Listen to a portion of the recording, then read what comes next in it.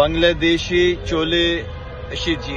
কি এক মুসিবত! বিপিএল শেষ হওয়ার 2 মাস পার হলেও সমালোচনা আর পিছু ছাড়ল না। বিপিএল একাদশ আসর যেন সমালোচনার কাণ্ড কারখানা। কখনো শুরু হয় প্লেয়ার নিয়ে, কখনো আবার প্লেয়ারদের পারিশ্রমিক এবং বিপিএল এর ম্যানেজমেন্টকে নিয়ে। একাদশ আসরটাই যেন ছিল এক মজার সার্কাস।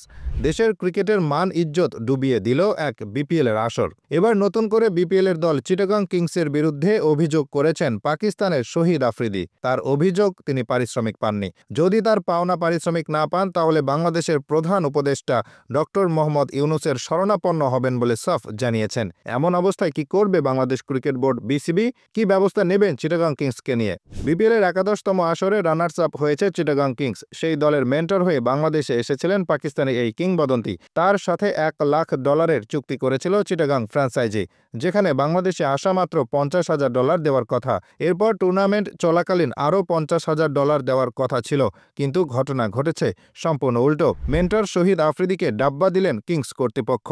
আফ্রিদি দাবি করেছেন তিনি এখনও পর্যন্ত মোটে $19,000 পেয়েছেন। বাকি পারিশ্রমিকের জন্য চিটাগং কিংসের মালিক সামির কাদির চৌধুরীর সাথে বারংবার যোগাযোগ করার চেষ্টা করেছেন শহীদ আফ্রিদি, কিন্তু যোগাযোগ স্থাপনে ব্যর্থ হয়েছেন তিনি। এরপর কোনো রকম উপায় না পেয়ে একটি লিখিত অভিযোগ জানিয়েছেন বিসিবি সভাপতি ফারুক আহমেদের কাছে। সেই অভিযোগে তিনি জানান, আমার সঙ্গে চুক্তি ছিল $1 লাখ। কথা ছিল বাংলাদেশে পা রাখার পর $50,000 দেওয়া হবে এবং টুর্নামেন্ট চলার সময় বাকি $50,000 দেবে, কিন্তু আমাকে মোটে $19,000 দেওয়া হয়েছে। কালকে দেব, 2 দিন পর দেব, এসব বলে বলে বারবার ঘোরানো হয়েছে। তবে দুঃখের বিষয় কি জানেন? খোদ আফ্রিদি নিজে বাংলাদেশ এবং বিপিএল এর ভাবমূর্তি যাতে নষ্ট না হয় সেটা নিয়ে ভাবেন। আর আমরা বাংলাদেশিরা আফ্রিদি বাংলাদেশের কথা ভেবে এতদিন এই পারিশ্রমিক বিষয়ে সামনে আনেননি। তিনি জানান, বাংলাদেশ আমার হৃদয়ে আলাদা জায়গা নিয়ে আছে। বাংলাদেশের মানুষদের আমি ভালোবাসি। আমি চাইনি বিপিএল এর ভাবমূর্তি নষ্ট হোক। অবশ্যই আফ্রিদিকে পারিশ্রমিক না দেওয়ার অভিযোগ স্বীকারও করেছেন কিংসের মালিক বড় গলায়। অভিযোগ স্বীকার করে তিনি বলেন, 21,000-এর মতো দেওয়া হয়েছে, বাকিগুলোও পেয়ে যাবে। এমন তো নয় যে পাবে না। উনি তো আর ক্রিকেটার নন, ওনারটা উনি পেয়ে যাবেন।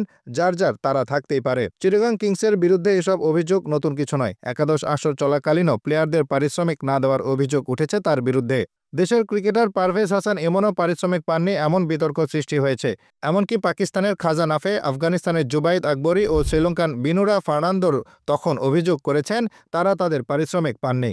শুধু তাই নয়, চিটাগং কিংসের হোস্ট হিসেবে দায়িত্ব পালন করা কানাডিয়ান মডেল ইয়াসা সাগরও নাকি পারিশ্রমিক পাননি, এমন অভিযোগ করেন। এমনকি টুর্নামেন্ট শেষ হওয়ার আগেই তিনি বাংলাদেশ ত্যাগ করেন এবং ফ্র্যাঞ্চাইজিটির বিরুদ্ধে অপেশাদারিত্বের অভিযোগ তোলেন। এমন অবস্থায় এসে প্রশ্ন জাগে, চিটাগং কিংসে খেলা সকল ক্রিকেটাররা কি তাদের পারিশ্রমিক আদৌ বুঝে পেয়েছে, নাকি দেশে ফিরেছে কান্নায় বুক ভিজিয়ে?